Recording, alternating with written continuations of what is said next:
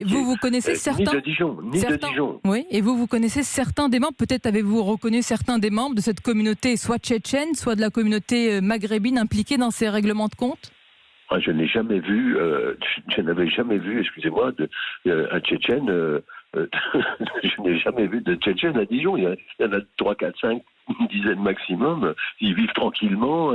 Et donc, ça a été, comment dire, c'était un effet de surprise totale, y compris pour les forces de l'ordre d'ailleurs. Parce que le problème, c'est que le renseignement territorial, il n'a pas fait son travail, visiblement, puisque on doit prévenir le préfet, on doit prévenir le maire. Enfin, le maire, on l'oublie souvent, mais on doit aussi prévenir le maire quand il y a un rassemblement qui arrive comme ça. On ne sait pas d'où viennent ces personnes. Donc, effectivement, un échec du renseignement territorial, qui est d'ailleurs l'une des parties du renseignement intérieur aussi.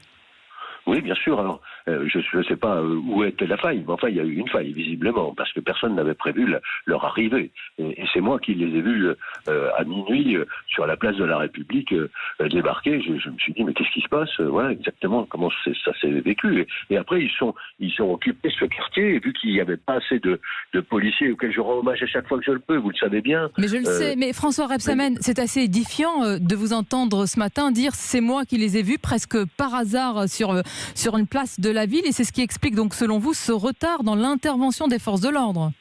Oui, mais les forces de l'ordre, elles n'étaient pas en nombre suffisant sur la ville. Elles ne sont jamais en nombre suffisant dans toutes les grandes villes de France, la nuit.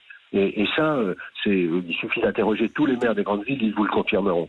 Il y a des grandes villes de France, des grandes métropoles où il y a 2 ou 3 équipages de la BAC la nuit, c'est-à-dire pas grand monde, des gens qui font tout ce qu'ils peuvent, mais ils sont pas assez nombreux. Et donc il faudrait qu'on ait une nouvelle conception de la relation entre la police et la justice. Mais ça supposerait un rassemblement.